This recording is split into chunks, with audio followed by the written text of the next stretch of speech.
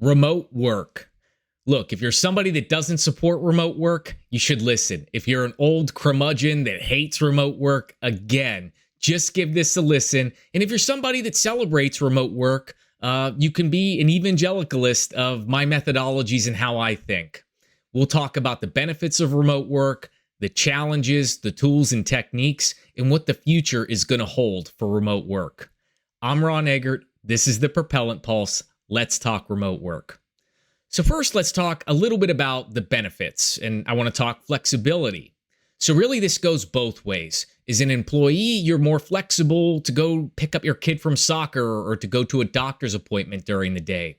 But for an employer, you're more flexible to contact your employee after hours if there's an emergency or if there's a document we can't find, if there's, a perspective we need on, the manufacturing floor on a night shift.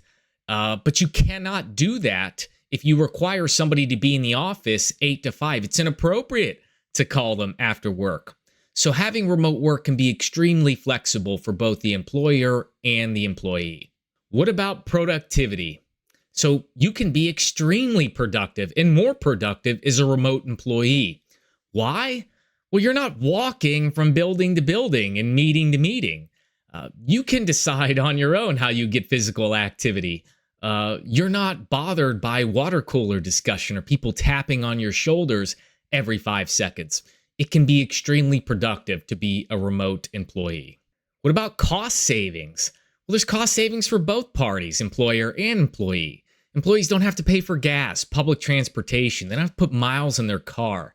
They don't have to spend money on eating out. And employers don't have to spend money to lease big office spaces, maintain them, heat and cool them, support them. It can be extremely cost efficient to be a remote work employer or employee. Another benefit is kind of what we talked about, work-life balance. So you don't have to do this ugly commute twice a day, which for some people is an hour, upwards of 2 hours sometimes.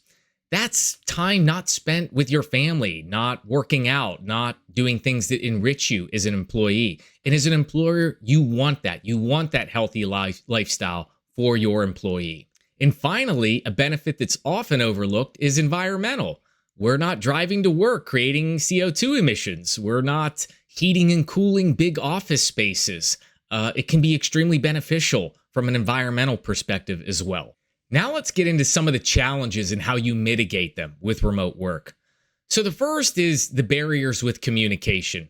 Obviously, being in person is usually the best way to communicate with somebody. You get to pick up on visual cues. You get to actually see them, establish that kind of trust. But you can easily mitigate this with good video, audio, and teleconference technologies. Look at me right now in this video. You can see me. You can see my expression. You can hear me well.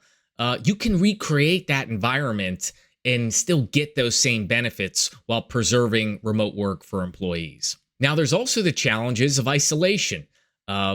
We tend to use work as a way to find friends and socialize, go to happy hour.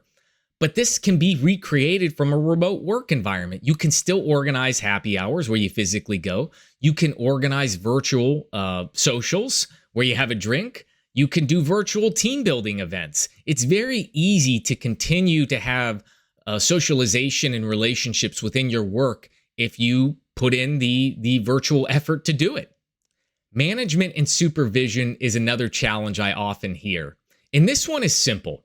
I think there's an old school way of looking at management and supervision in that, hey, if I see that person working, if I see them, then I know they're working and they're doing their job, which isn't the case. Especially as we get into more mid to high level work and employees, we're talking about deliverables. We're talking about the things that the person is supposed to deliver that's going to unlock your deliverables and objectives as a manager in the companies. So if we work on professional development plans with clear deliverables on what we expect, we don't need to see them. We just need to know that they're performing and hitting their performance expectations. And that's what's really important to the customer, not that they're in person working. And finally, you have issues with technology. Some people are not equipped to remote work very well, and this is easily solved. And I'll give you a quick example. a simple webcam like a Logitech Brio, which is $100. Maybe a Blue Yeti, kind of like what I have here. It's like $100, and a ring light. Those will do wonders to increase the presentation ability, to make somebody more visual, to make them present better, and all for the cost of $250. And that's nothing in which you save when you have remote work policies as a employer. Now let's talk about some of the tools and techniques. So everybody knows about Microsoft, Zoom, that kind of stuff. We'll skip over that. One thing I want to talk about is Miro board. And this basically helps you recreate workshops virtually. Everybody can access the board. They can use sticky notes, almost like you've seen in regular workshops where you put up, pieces of paper, sticky pieces of paper with sticky notes. So you're writing on whiteboards and you've got people, all collaborating and into breakout rooms. You can do all of that with Miro board. You can also leverage tools like project management software, Asana. Microsoft Teams has their own version of it. You have things like Trello, Monday.com. These things should be used anyway, whether you're in person or not.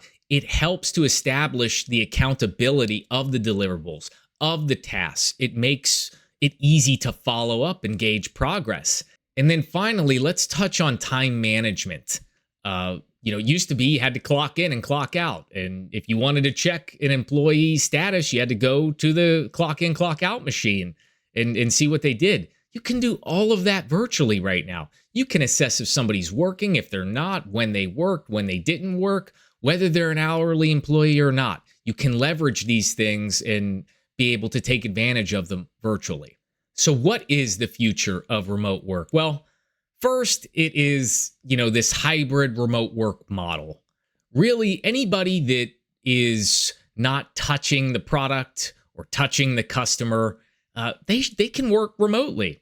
Now, there are hybrid models that should be encouraged. You want employees to be able to come in from time to time, especially if they need to, have an in-person meeting, establish trust, if they need to go on Gemba walks.